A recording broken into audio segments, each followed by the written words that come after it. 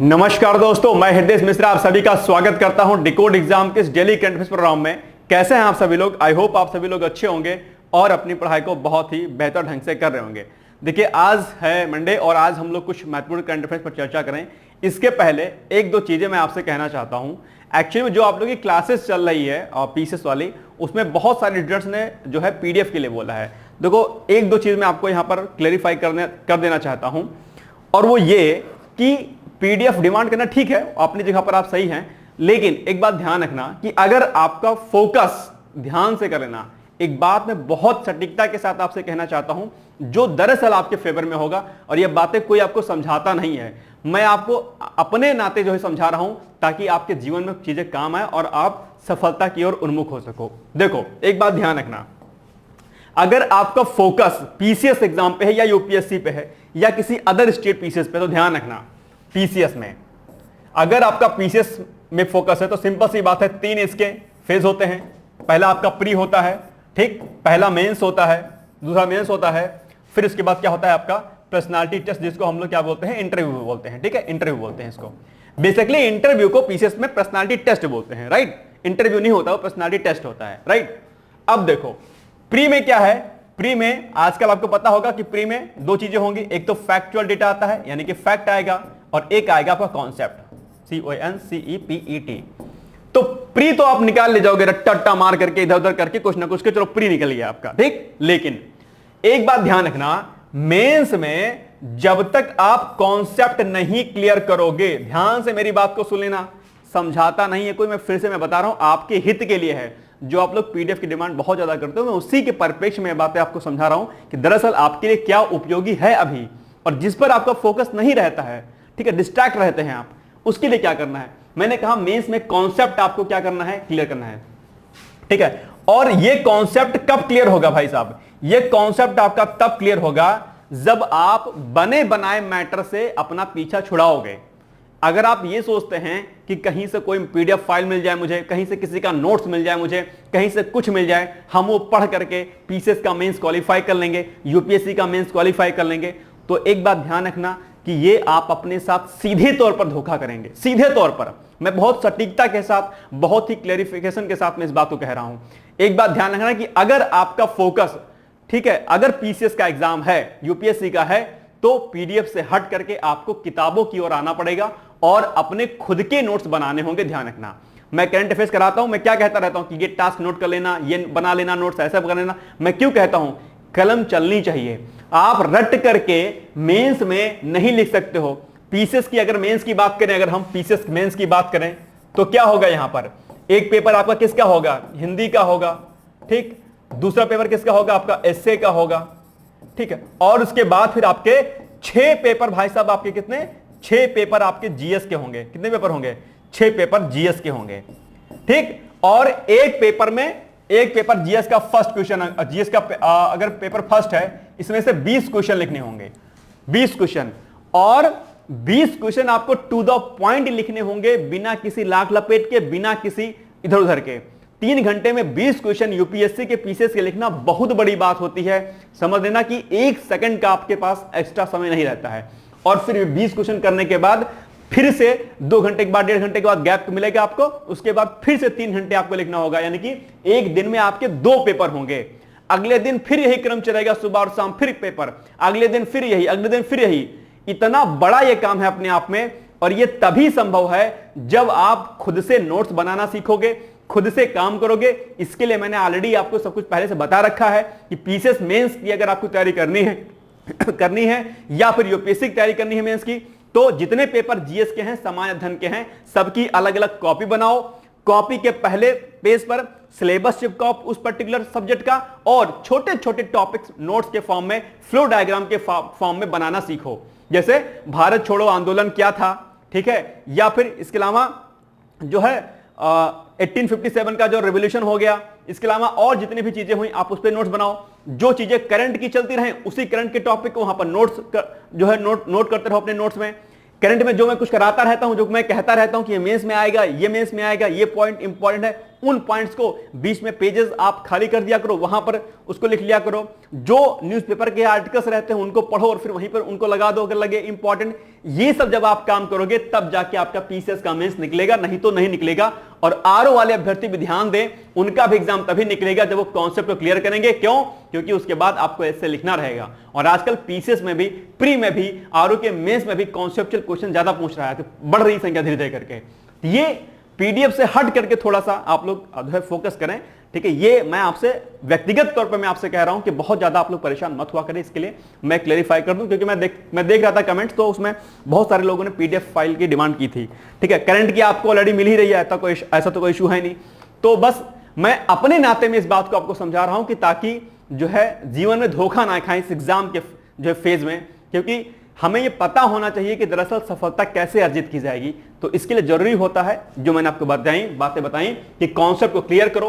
Mains के notes बनाना अभी तो टाइम नहीं है पीसीएस में फिलहाल, ठीक है, लेकिन अगर 2025 का लक्ष्य होगा आपका तो नोट्स बनाना शुरू कर देना एनसीईआरटी की बेसिक के साथ। एक दिन समय मिलेगा तो 2025 पीसीएस की तैयारी कैसे करें, वर्ष 2025 में पीसीएस और साथ ही साथ में यूपीएससी, ये दोनों एग्जाम कैसे फोकस करें, ठीक है। आरओ कब आएगा तो नहीं पता है, ठीक है, लेकिन पीसीएस और यूपीएससी प्रतिवर्ष आता है, तो पीसीएस और यूपीएससी में दोनों में कैसे हम स्ट्रैटेजी बनाएं 2025 के लिए, इस पर एक वीडियो बना दिया जाएगा और उसमें हम डिटेल्स में चर्चा आपसे कर देंगे, वहां पे आप जाके देख लीजिएगा। खैर टाइम हो गया, करंट हम स्टार्ट करते हैं, लेकिन ये बातें हमने आपको इसलिए बताएं कि ताकि आप भटके नहीं, आप उन काम को करें जहां से आपको फायदा मिलेगा, ठीक है। तो खुद से मेहनत करिए, तब जाके कल्याण होगा, नहीं तो कल्याण नहीं होगा। बाकी आप क्लासेस को देखिए जो भी पीसीएस की होती हैं, उनको कॉन्सेप्ट को समझिए, उनको नोट डाउन करिए और फिर देखिए कि आपकी जो है आपकी प्रोडक्टिविटी में कितना ज्यादा एनहांस होता है, राइट। एक बार करके देखिए उसको, ठीक है। तो ये कुछ बातें होगी जो हमने आपको यहां पर बताई। और इंटरव्यू में भी अगर कॉन्सेप्ट नहीं क्लियर होगा तो कोई डिफिनेशन आपसे पूछ लेंगे, कोई केस स्टडी पूछ लेंगे, नहीं बता पाओगे। रट करके जाओगे तो कहां बता पाओगे, हम नहीं बता पाओगे।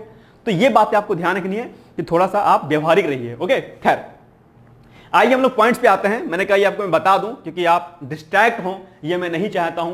आप अपनी सफलता से थोड़ा सा भटके, आपका डिस्ट्रैक्शन कहीं हो, ये मैं बिल्कुल नहीं चाहता हूं, क्योंकि मुझे आपका सिलेक्शन चाहिए, एनी हाउ चाहिए, चाहे वो आरओ या के अभ्यर्थी हो या पीसीएस के हो या किसी और एग्जाम की तैयारी कर रहे होंगे। I want selection any how.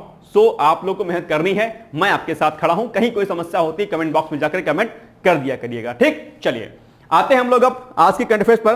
पहला जो है हमारा पॉइंट क्या है कि हमने जो कल किया था करंट, उसको हम लोग फटाफट रिवीजन करते हैं उसका। और उसके पहले आपसे रिक्वेस्ट कि प्लीज लाइक का बटन प्रेस कर दीजिएगा, साथ ही साथ में वीडियो को शेयर कर दीजिएगा। आइए देखते हैं हम लोग रिवीजन, देखते हैं कि विश्व रेंजर दिवस कब मनाया जाता है, 31 जुलाई को। और इसको हमने आपको बताया भी था कि फॉरेस्ट रेंजर की वैकेंसीज भी आती हैं। पहले पीसीएस एग्जाम इसका कराता था, कुछ टाइम से ये नहीं हो रहा है, भगवान जाने क्यों नहीं हो रहा है। खैर हाल ही में विदेश मंत्री एस जयशंकर के द्वारा अपनी विदेश यात्रा के दौरान दरअसल किस देश में जो है महात्मा गांधी जी की प्रतिमा का अनावरण किया गया है, तो वो जापान के टोक्यो में किया गया है। कल हमने इसको आपको समझाया था। नेक्स्ट है, हाल ही में अमेरिका और किस देश ने असैन्य परमाणु सहयोग समझौता ज्ञापन पर हस्ताक्षर किया है, सिंगापुर, ठीक, याद रखिएगा। नेक्स्ट है, हाल ही में किस देश के द्वारा प्रतिष्ठित कृषि अर्थशास्त्रियों के 32वें अंतरराष्ट्रीय सम्मेलन की मेजबानी की जाएगी, भारत के द्वारा की जाएगी। और हमने आपसे कहा था कि यह प्रश्न आपके एग्जाम के लिए क्या है, इंपॉर्टेंट है, क्योंकि काफी लंबे अरसे के बाद दरअसल भारत इसकी मेजबानी कर रहा है। तो ऐसे में यह प्रश्न आपके एग्जाम के लिए महत्वपूर्ण हो जाता है, ध्यान रखिएगा। चलिए नेक्स्ट है, हाल ही में किस टाइगर रिजर्व में, ठीक है, पहली बार बिजली उत्पादन हेतु पवन टरबाइन को स्थापित किया गया है। तो दरअसल पेरियार जो टाइगर रिजर्व है वहां पर इसको स्थापित किया गया है, हमने आपको बताया था। और वियतनाम के प्रधानमंत्री भी हाल ही में कौन बने हैं, फॉम मेन चिंग, और ये अभी भारत की यात्रा पर थे, इसलिए यह प्रश्न आपके लिए क्या हो जाता है, महत्वपूर्ण हो जाता है। लास्ट क्वेश्चन है आपका रिवीजन का, हाल ही में तरंग शक्ति अभ्यास 2024 का आयोजन कहां पर किया जा रहा है, तो ये दरअसल तमिलनाडु में प्लस जोधपुर में किया जा रहा है, और इसको हमने आपको डिटेल्स में समझाया था, ठीक है। चलिए अब हम आते हैं आज के करंट अफेयर्स पर। और उसके पहले लास्ट डे हमने आपसे वीडियो के अंत में एक प्रश्न पूछा था, जिसका उत्तर हमने आपसे कहा था कि आप लोग इसको बताइएगा। प्रश्न क्या था कि मॉन्ट्रियल जो प्रोटोकॉल है उसका संबंध किससे है, ओजोन क्षय, जिसको हम लोग ओजोन क्या कहते हैं, डिप्लेशन भी बोलते हैं, या परमाणु हथियार से, या जल प्रदूषण से, या फिर इनमें से कोई नहीं। तो इसका जो राइट आंसर हो जाएगा वो हो जाएगा ओजोन क्षरण से, यानी कि ओजोन डिप्लीशन से। और ओजोन क्षरण आप लोग पता होगा, ओजोन क्षरण के बारे में डिटेल्स में पता होगा, ठीक है। ओजोन कहां पर पाई जाती है यह अभी आपको पता होगा, समताप मंडल में पाई जाती है, जिसको हम लोग स्ट्रेटोस्फीयर बोलते हैं, और वहीं पर यह होती है। और चूंकि जिस तरीके से मानव गतिविधियां बढ़ रही हैं, ऐसे में पॉल्यूशन बढ़ रहा है, सीएफसी का कंसंट्रेशन बढ़ रहा है, और इसी वजह से क्या हो रहा है, ओजोन छिद्र हो रहा है। दरअसल वो ओजोन छिद्र नहीं होता है, बल्कि ओजोन की जो परत बनी है वो क्या हो रही है, हल्की सी कम होती चली जा रही है। दैट्स कॉल्ड ओजोन छिद्र, बट ओजोन होल, बट ऐसा होता नहीं है, वो परत जो होती है वो क्या हो रही है, कम हो रही है, ठीक है। तो ये ओजोन डिप्लीशन बहुत इंपॉर्टेंट है। ओजोन क्षरण आपके एग्जाम में प्री प्लस मेंस दोनों में पूछा जाता है, ठीक है। तो इसको आप लोग क्या करिएगा, ध्यान से समझ लीजिएगा। चलिए आगे बढ़ते हैं और आते हैं हम आज के महत्वपूर्ण करंट अफेयर्स पर। पहला क्वेश्चन हमारा है कि अभी हाल ही में केंद्रीय शिक्षा मंत्रालय ने किस कक्षा के विद्यार्थियों के लिए बैगलेस डे योजना को लॉन्च किया है, ठीक। यानी कि किस कक्षा के अभ्यर्थी जो है अब बैग लेके 10 दिन नहीं जाएंगे, ऐसे किस कक्षा के अभ्यर्थी हैं आपको बताना है। ऑप्शन नंबर 1 कक्षा 2 से 3, कक्षा 1 से 2, कक्षा 6 से 8, या फिर कक्षा नर्सरी से 1 क्लास तक के बच्चे। कौन से ऐसे बच्चे होंगे, तो इसका जो राइट आंसर हो जाएगा option number C is the right answer. That means class 6 to 8 के जो स्टूडेंट्स होंगे वो साल में किसी 10 दिन स्कूल बैग्स जो होते हैं वो, यानी जो बस्ते इसको हिंदी में बोलते हैं, वो नहीं लेके जाएंगे। नहीं लेके जाएंगे तो क्या करेंगे भाई साहब वो लोग, वो 10 दिन क्या काम करेंगे, वो 10 दिन ये लोग इंटर्नशिप करेंगे। क्या करेंगे, इंटर्नशिप। अच्छा, इंटर्नशिप के बारे में आप लोग को पता होगा, अगर आप लोग ग्रेजुएशन किया होगा या पीजी किया होगा तो इंटर्नशिप प्रोग्राम होता है। खासकर ये इंटर्नशिप प्रोग्राम जो प्रोफेशनल कोर्सेज होते हैं उनके साथ होता है, लेकिन ये चूंकि न्यू एजुकेशन पॉलिसी जो 2020 आपकी आ रही है उसी में इसका प्रावधान किया गया है कि कक्षा 6 से 8 तक के जो विद्यार्थी होंगे वो क्या करेंगे, बैग लेके नहीं जाएंगे, और गांव में जो छोटे जो कार्य होते हैं, जो उद्योग होते हैं, ठीक है, जैसे कि जो काम करने वाले जो लोहार होते हैं, ठीक है, जो कुम्हार होते हैं, ठीक है, या कुछ अन्य जो कार्य करने वाले लोग होते हैं, उनके साथ ये जाएंगे और उनसे कुछ सीखेंगे कि किस तरीके से व्यावसायिक जो कार्य होते हैं वो होते हैं। दैट मीन्स ट्रेनिंग करेंगे एक तरीके से। ये जो है केंद्र सरकार की योजना है शिक्षा मंत्रालय की। देखते हैं कितना ज्यादा इसका जो है इंपैक्ट पड़ेगा, बट ठीक है। अगर क्योंकि कहीं ना कहीं क्या होता है, गांव में रोजगार की समस्या होती है और बहुत सारी प्रॉब्लम्स होती हैं, ऐसे में दरअसल ये योजना कहीं ना कहीं लाभकारी होगी। लेकिन इसमें एक ड्रॉबैक ये होगा कि अगर ये कार्य शिक्षकों को दिया जाएगा तो थोड़ा सा इश्यूज आ सकता है, क्योंकि आजकल क्या हो गया ना कि शिक्षक जो है प्राइमरी और जूनियर पढ़ा नहीं रहा है बल्कि अन्य कार्य ज्यादा कर रहा है। इस पर कॉन्ट्रडिक्शन भी कई बार होता है, कई बार इस पर जो है प्रॉब्लम्स होती हैं। लेकिन ठीक है, अब सरकार ने बोला है तो कुछ ना कुछ तो करना पड़ेगा, तारतम्य में बिठाना पड़ेगा, लेकिन देखा जाएगा। लेकिन अब इसके लिए है कि जो स्कूलों में जो वैकेंसीज हैं वो भी सरकार को फुलफिल करनी चाहिए। अभी भी गांव में प्राइमरी स्कूल्स में एक टीचर के जो है बल पे स्कूल चल रहा है। ऐसे में सरकार को, राज्य सरकार को दरअसल इस पर ध्यान देना चाहिए और स्कूल्स में, विद्यालयों में वैकेंसीज निकालनी चाहिए, क्योंकि बहुत सारे विद्यार्थी हैं जो वीटीसी बीएड करके बैठे हुए हैं। हालांकि अब तो प्राइमरी से बीएड बाहर हो गया है, बट क्या ही किया जाए इसके लिए। खैर, ये एक अपने आप में पेन है विद्यार्थियों के लिए, लेकिन सरकार को इस पर जो है काम करना चाहिए, बीएड वालों के लिए भी, बीटीसी वालों के लिए भी। खैर, आगे बढ़ते हैं, व्याख्या देखते हैं इसकी हम लोग। तो हाल ही में केंद्रीय शिक्षा मंत्रालय ने कक्षा 6 से 8 तक के विद्यार्थियों के लिए बैगलेस डे योजना को लॉन्च किया है, ठीक। और नई शिक्षा नीति 2020 के अंतर्गत कक्षा 6 से 8 तक के विद्यार्थियों को किसी भी 10 दिन, यानी कि साल में किसी भी 10 दिन बस्ते को, जिसको हम लोग क्या बोलते हैं, बस्ते को बैग बोलते हैं, गांव में बस्ता बोलते हैं, बस्ता लेके जाओ, तो बस्ते को बैग बोलते हैं, ठीक है। बस्ते को लेकर नहीं जाना होगा। इसके अलावा ये 10 दिन वह गांव में व्यावसायिक जो इंटर्नशिप होगी उसको करेंगे, एक तरीके से कामों को सीखेंगे कि किस तरीके से काम होते हैं, ठीक। चलिए आगे बढ़ते हैं। नेक्स्ट है, हाल ही में राष्ट्रपति द्रौपदी मुर्मू जी द्वारा 5 से 10 अगस्त 2024 के मध्य में किन 3 देशों की यात्रा की जाएगी उनके द्वारा। इंपॉर्टेंट क्वेश्चन है, ध्यान रखिएगा ये, ठीक है। और आजकल राष्ट्रपति जी कई देशों की यात्रा पर हैं, मतलब अभी इसके पहले भी इन्होंने यात्रा की थी। तो देश कौन से हैं वो 3? ऑप्शन नंबर ए फिजी, न्यूजीलैंड, तिमोर लेस्ते, या अमेरिका, जापान, फ्रांस, या नेपाल, भूटान, अफगानिस्तान, या फिर इनमें से कोई नहीं। वो कौन से 3 देश है जहां पर जो यात्रा करेंगे राष्ट्रपति जी? तो इसका सही उत्तर क्या होगा? इसका सही उत्तर होगा आपका option number A is the right answer, यानी कि फिजी, न्यूजीलैंड, तिमोर लेस्ते, ये 3 देश हैं जिनकी यात्रा राष्ट्रपति जी द्वारा की जाएगी। किस दिन की जाएगी? 5 से 10 अगस्त 2024 के मध्य में, ठीक, ध्यान रखिएगा। और ये महत्वपूर्ण क्यों हो जा रही है यात्रा इनकी, इसको हम लोग व्याख्या के माध्यम से देखने का प्रयास करते हैं। चलिए, तो फर्स्ट पॉइंट सेम वही जो हमने आपको बताया कि 5 से 10 अगस्त, ध्यान रखिएगा 5 से 10 अगस्त 2024। और देश कौन कौन से देश हैं आपके, फिजी, न्यूजीलैंड, तिमोर और लेस्ते, यानी कि 3 देश की यात्रा पर होंगे। ठीक, दोनों पॉइंट आपको याद रखना है। इसके अलावा राष्ट्रपति की फिजी और तिमोर लेस्ते की यह पहली यात्रा होगी। ये अपने आप में क्या है, इंपॉर्टेंट है। ये तीनों देश भारत की एक्ट ईस्ट नीति के तहत आते हैं और एक्ट ईस्ट नीति के बारे में बखूबी आप लोग को पता होगा। 14 में कॉन्सेप्ट आया था मोदी जी के द्वारा। ठीक है, चलो, इसके अलावा राष्ट्रपति मुर्मू जी यात्रा के पहले चरण में कहां पर यात्रा करेंगी, फिजी जाएंगी। ठीक है, और इसके अलावा राष्ट्रपति मुर्मू फिजी के राष्ट्रपति किसे, कटोनिवरे और प्रधानमंत्री सितिवनी राबुका के साथ द्विपक्षीय बैठकें करेंगी। ये दोनों नाम आपको प्रधानमंत्री और राष्ट्रपति के क्या करने हैं, याद रखने हैं। हो सकता है आपके एग्जाम में ये प्रश्न पूछ ले। ठीक, नेक्स्ट है, इसके अलावा राष्ट्रपति क्या करेंगे, फिजी की संसद को क्या करेंगे, संबोधित करेंगे। ध्यान रखिएगा। और भारत और फिजी के बीच राजनयिक संबंधों को कितने वर्ष पूरे हो गए, 75 ईयर्स पूरे हो गए हैं। इसलिए यह पॉइंट आपके एग्जाम के लिए इंपॉर्टेंट हो जाता है। यानी कि अंतरराष्ट्रीय संबंधों में, अंतरराष्ट्रीय संबंध मुख्य परीक्षा में कहां पर है टॉपिक, पेपर सेकंड में है, आईआर जिसको बोलते हैं इंटरनेशनल रिलेशन।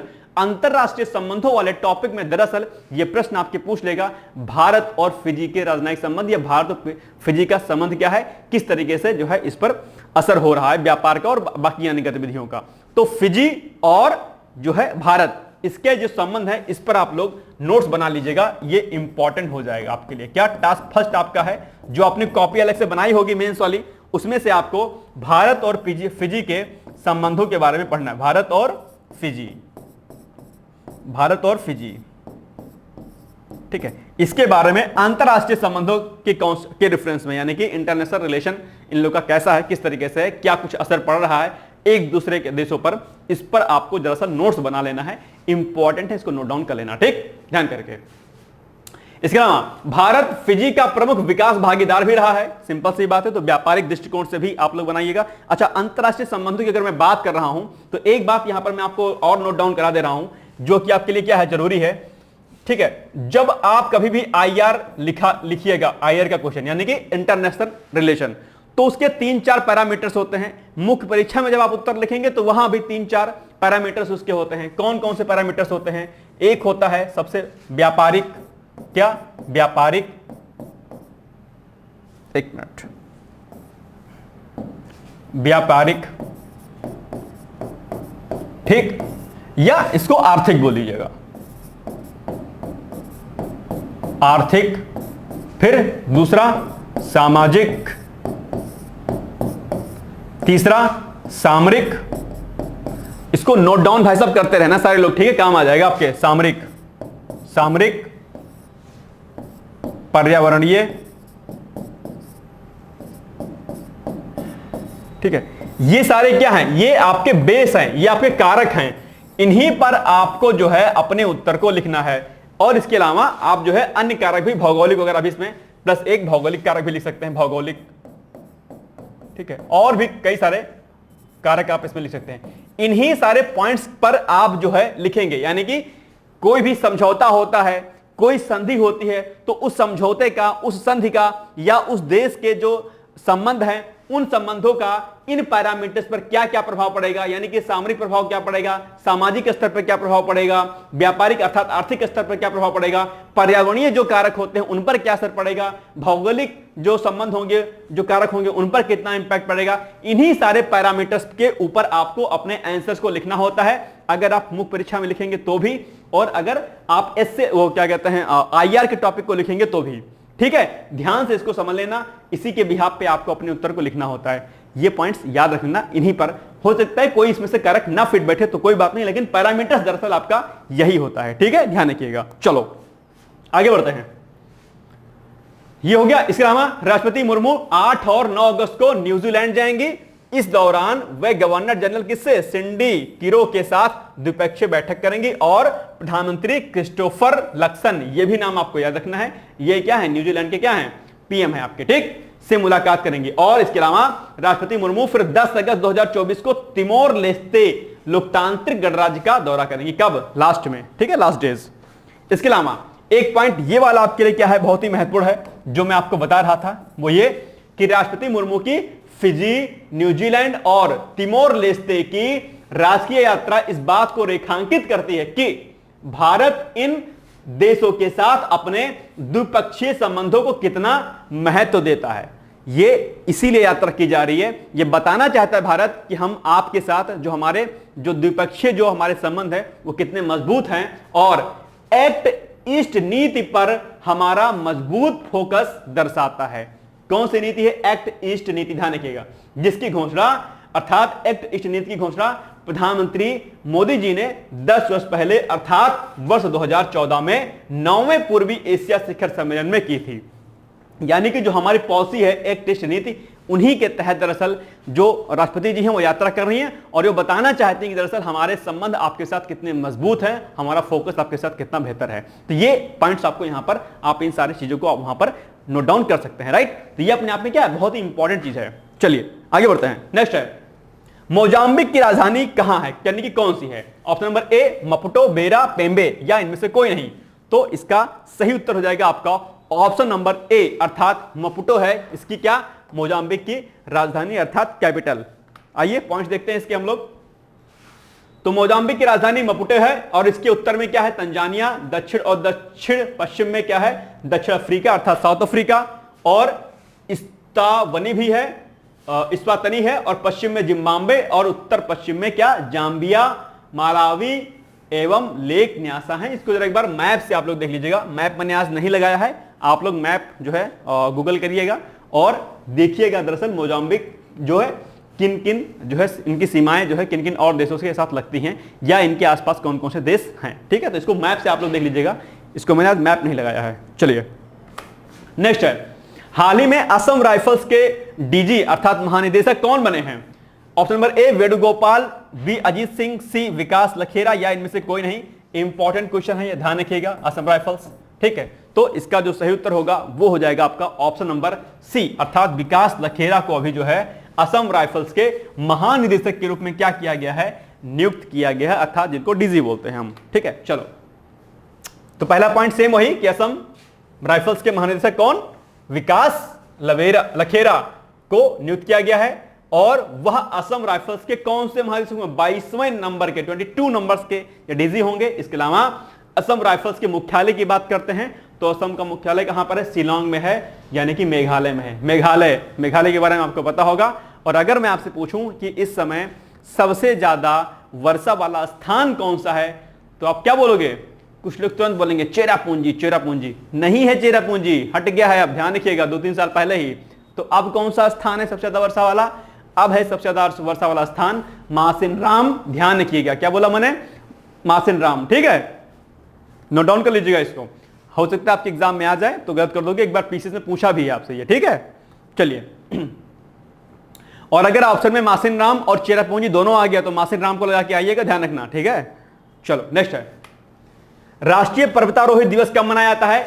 ऑप्शन नंबर ए 31 अगस्त, 1 अगस्त, 2 अगस्त या 3 अगस्त। तो इसका सही जो उत्तर होगा वो होगा ऑप्शन नंबर बी अर्थात 1 अगस्त को राष्ट्रीय पर्वतारोही दिवस मनाया जाता है, ठीक। आइए देखते हैं इसके बारे में हम लोग। तो कब मनाया जाता है? 1 अगस्त को, ठीक है। और उद्देश्य क्या है? लोगों को पर्वतारोहण के महत्व के बारे में क्या करना, जागरूक करना तथा पर्वतों की सुरक्षा के प्रति जागरूक करना, यानी कि जो इंपॉर्टेंस होती है पर्वतारोहण की उसके बारे में बताना और साथ ही साथ में जो पर्वतों की सुरक्षा है कि किस तरीके से पर्वतों की सुरक्षा करनी चाहिए, इनके बारे में भी दरअसल जागरूकता फैलाने के लिए इस दिवस को मनाया जाता है। यह दिवस ग्रैंड टैटन की पहली सफल चढ़ाई की याद में मनाया जाता है जो 1 अगस्त 1898 को पूरी हुई थी, ठीक, ध्यान रखिएगा। और पर्वतारोहण से यानी कि पर्वतों पर जाने से क्या होता है, कई सारी आपकी जो डिजीज होती हैं वो खत्म होती हैं, एक जो है एक अच्छा स्वास्थ्य आपको मिलता है और बहुत सारी चीजें जो है फायदेमंद वहां पर होती हैं, ठीक है। चलो आगे बढ़ते हैं हम लोग। नेक्स्ट है, राष्ट्रीय ध्वज तिरंगे को किसके द्वारा डिजाइन किया गया था? बहुत इंपॉर्टेंट क्वेश्चन और कई बार आपके एग्जाम में पूछा गया है, ठीक है। तो इसका सही उत्तर आप लोग फटाफट बताइए क्या होगा। Option number A Pingali Venkaiah, B Rajarajeshwaram, C Rabindranath Tagore या फिर डी पिंगली रविंद्र। तो इसका सही उत्तर आप लोग बताइए। बहुत बार ये प्रश्न आपके एग्जाम में पूछा गया है, बताइए फटाफट। तो इसका सही उत्तर हो जाएगा आपका ऑप्शन नंबर ए, यानी कि A is the right answer. That means Pingali Venkaiah जो है दरअसल क्या है, इसके डिजाइन करता है किसके, आपके राष्ट्रीय ध्वज तिरंगे के। ओके, चलिए व्याख्या देखते हैं इसकी हम लोग। तो राष्ट्रीय ध्वज तिरंगे को पिंगली वेंकैया, ठीक है, पिंगली वेंकैया के द्वारा डिजाइन किया गया था। और अगर इनके जन्म की बात करते हैं, अर्थात पिंगली वेंकैया जी का जन्म कब हुआ था, तो जन्म हुआ था इनका 2 अगस्त 1876 को। कहां पर, आंध्र प्रदेश, आंध्र प्रदेश के मछलीपट्टनम। और मछलीपट्टनम का नाम आप लोगों ने इतिहास में सुना होगा, ठीक, यहां पर हुआ था। जुलाई 1947 यानी कि 1947 में संविधान सभा की बैठक में इसे राष्ट्रीय ध्वज के रूप में क्या किया गया था, स्वीकार किया गया था। और यह फैक्ट आपके एग्जाम में कई बार पूछा गया है, इसलिए इसको भी क्या करिएगा, इंपॉर्टेंट टिक लगा लीजिएगा, ठीक। चलिए आगे बढ़ते हैं हम लोग। तिरंगे की लंबाई और चौड़ाई का अनुपात, यह फैक्ट भी कई बार आपके पूछा है आपके एग्जाम में, इसको भी नोट डाउन कर लीजिएगा। तो तिरंगे की जो लंबाई और चौड़ाई का जो अनुपात होता है वो 3:2 होता है, याद रखिएगा इसको। नेक्स्ट है, तिरंगे में स्थित चक्र को सारनाथ में स्थित अशोक स्तंभ से क्या किया गया है, लिया गया है, आपको पता होगा। और जो चक्र बीच में बना होता है उसमें तीलियां कितनी होती हैं, 24 तीलियां होती हैं, ध्यान रखिएगा, ठीक है। बाकी आपको तिरंगे के बारे में बखूबी बहुत सारे पॉइंट्स ऑलरेडी पता होंगे आपको। चलिए नेक्स्ट है, प्रथम विश्व युद्ध के दौरान धुरी राष्ट्रों में मुख्य रूप से जो है निम्नलिखित में से कौन सा देश शामिल था। आपको पता होगा कि जब प्रथम विश्व युद्ध प्रारंभ हुआ तो वहां पर जो देश थे वो 2 भागों में डिवाइड हो गए थे, मित्र राष्ट्र और धुरी राष्ट्र, ठीक है। तो आपसे पूछा कि धुरी राष्ट्र जो थे उनमें से कौन सा देश इनमें से शामिल था।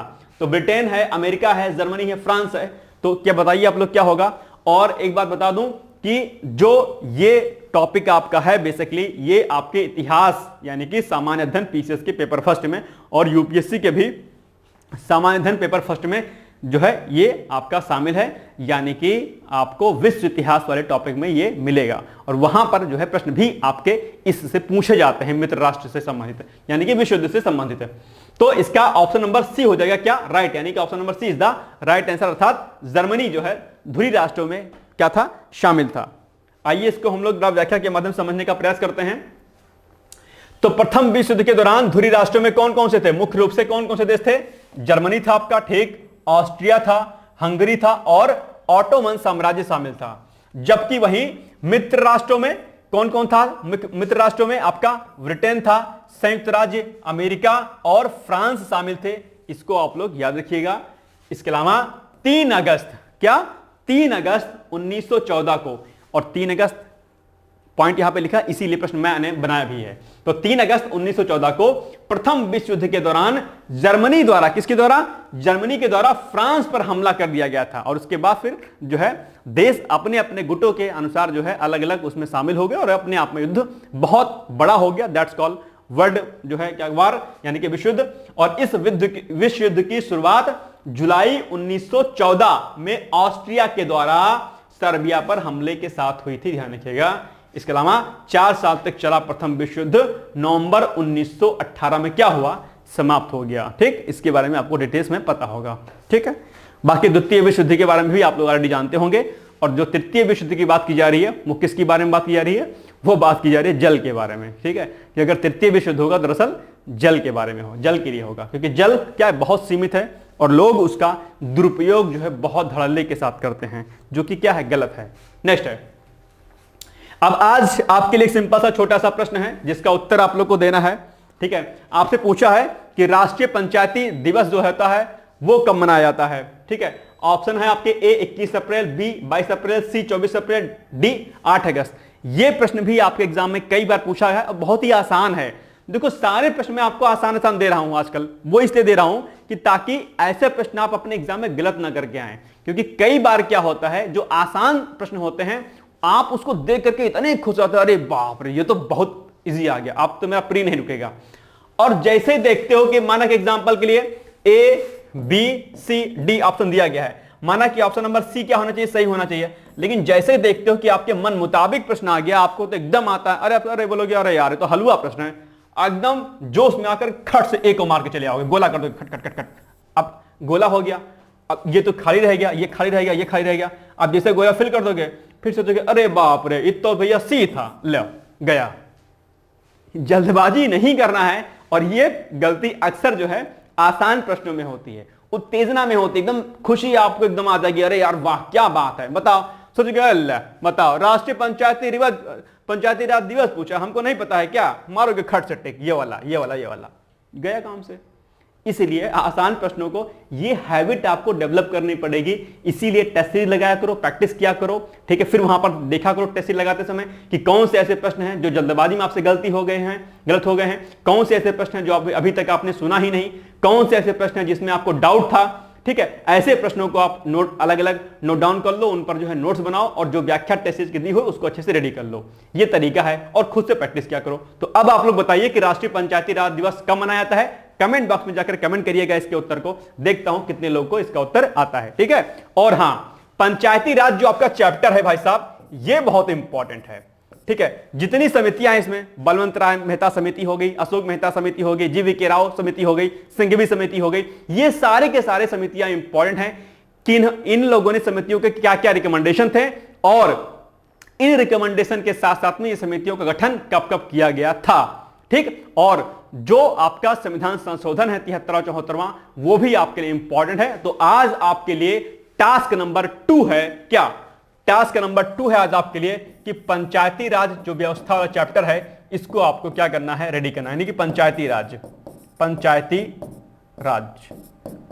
देखो तो 2 टास्क आपको हो गए आज, ये सब रेडी करना है आपको। ये सारी चीजें प्लीज आप लोग करते रहिएगा। मैं फिर से कह रहा हूं, आप थोड़ा सा समय मेरे लिए निकाल करके अगर आधा घंटा भी 1 घंटा भी अलग से इस पर काम करेंगे, यकीन मानिएगा करंट के अफेयर्स के साथ साथ में आपके बहुत सारे टॉपिक आपके इंपॉर्टेंट रेडी हो जाएंगे और एग्जाम हॉल में आप देखिएगा कि इसका कितना बड़ा बेनिफिट मिलेगा। लेकिन शर्त इतनी सी है कि थोड़ा सा मेरे पर आपको विश्वास करना पड़ेगा।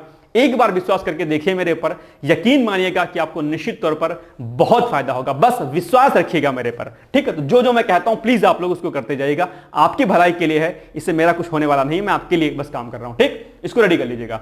अब हम आते हैं आज के मुख्य परीक्षा के अभ्यास प्रश्न पर, जो कि क्या है, प्रश्न है कि आपदा से आप क्या समझते हैं, जो डिजास्टर्स होते हैं वो क्या होते हैं और ये कितने प्रकार के होते हैं, यानी कि आपदाएं होती हैं वो कितने प्रकार की आपदाएं आ सकती हैं, ठीक है। और इसमें आपको डिटेल्स में लिखना है, ठीक है। आपदा क्या होती है, आपदा के बारे में, ठीक है। इंट्रो लिखिएगा इसमें, इंट्रोडक्शन, और इंट्रोडक्शन में आपदा के बारे में डिटेल्स में लिख दीजिएगा भाई आपदा क्या होती है, ठीक है। फिर उसके बाद मेन जो बॉडी आएगी, ठीक है, उसमें आपदा की जो प्रकार होता है, यानी कि डिजास्टर जो प्रकार होता है डिजास्टर का, DIASTER, डिजास्टर के टाइप्स कितने होते हैं वो लिख दीजिएगा। और फिर इसके बारे में थोड़ा सा मैनेजमेंट के बारे में भी लिख दीजिएगा कि किस प्रकार से इसको मैनेज कर सकते हैं। और इसमें जो है जो भी प्रावधान हाल फिलहाल में सरकारों ने, केंद्र सरकार ने, राज्य सरकारों ने किए होंगे, उन सारे प्रावधानों को भी यहां पर क्या करिएगा, मेंशन कर दीजिएगा। यानी कि डिटेल्स में बताइएगा आपदा क्या होती है, कितने प्रकार की होती है, कैसे रोक सकते हैं, और इसमें जो मुख्य प्रावधान होंगे